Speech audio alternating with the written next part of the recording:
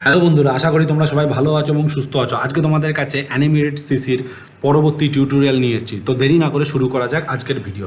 তো দেখো, আগের ভিডিওতে আমি তোমাদেরকে bone tool, paint bucket tool and ink bottle টুলের কাজ দেখিয়েছি। আজকে তোমাদেরকে এই তিনটে টুলের কাজ দেখাবো, যে eyedropper tool, eraser tool, with tool and asset wrap tool. তো দেরি না করে শুরু করছি আজকের ভিডিও। তো সবার প্রথমে আমি কি করছি দেখো, এখানে দুটো শেপ নিচ্ছি, দুটো, তিনটে, চারটে, পাঁচটা।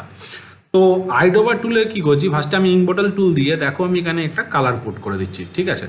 তো আমার চাই এই আইড্রপার টুল দিয়ে এই সার্কেলটার মধ্যে এই কালারটা নেওয়ার। তো যেই মুহূর্তে আইড্রপার টুল দিয়ে দেখো এখানে কালার পিক করলাম, ও অটোমেটিক কী করলো, ইঙ্ক বটল টুলে কনভার্ট করে দিল। এবার যেই মধ্যে ক্লিক করলাম দেখো কালারটা পড়ে গেল। আবার যদি আমি আইড্রপার টুল নিয়ে যদি এই কালারটা পিক করে দিই, এটাই ক্লিক করি, দেখো কালারটা চলে আসছে। মানে আইড্রপার টুল দিয়ে যে মধ্যে কালার পিক করবে, অটোমেটিক ও কী করবে, পেইন্ট বাকেট টুলে কনভার্ট হয়ে যাবে।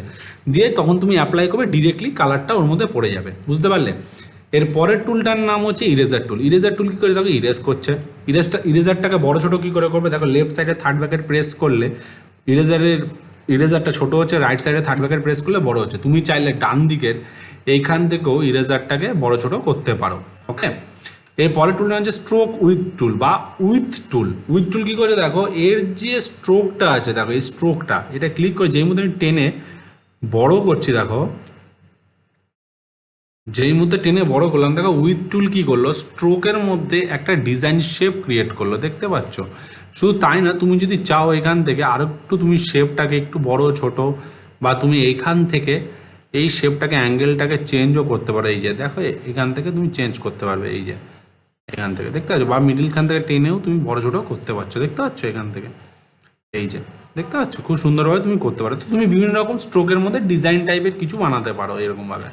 ওকে, এরপরের টুলটা না হচ্ছে পাপেট র্যাপ টুল। পাপেট র্যাপ টুল কী করছে, বা অ্যাসেট র্যাপ টুল, এটা এই টুলটার নামই ফটোশপে ছিল পাপেট র্যাপ টুল, বা ইলাস্ট্রেটরে ছিল পাপেট র্যাপ টুল, ঠিক আছে। তো অ্যাসেট র্যাপ টুল কী করছে দেখো, যেই মুহূর্তে আমি এখানে ক্লিক করলাম দেখো, ক্লিক করার সাথে সাথে দেখো এখানে কী হলো, একটা নেট অ্যাসেট র্যাপ টাইপের অপশানস চলে আসলো, দেখতে পাচ্ছ। এবার দেখো, যদি আমি এর মধ্যে টানি, বড় ছোট করি, বা একটু র্যাপ টাইপের করি, দেখো র্যাপ টাইপের করছি, দেখো অটোমেটিক্যালি কী হচ্ছে, অ্যাসেটটা র্যাপ হয়ে যাচ্ছে, দেখতে পাচ্ছ, খুব সুন্দরভাবে র্যাপ ক্রিয়েট করছে, দেখতে পাচ্ছ। এই দেখো র্যাপ ক্রিয়েট করছে, দেখতে পাচ্ছ। এবার যদি মুভ টুলে ক্লিক করি বা সিলেকশন টুলে ক্লিক করি, দেখো চেঞ্জ হয়ে গেল। তাহলে আশা করি বন্ধুরা তোমাদের আজকে এই তিনটে আর এই একটা চারটে টুলের কাজ তোমরা বুঝতে পেরেছো।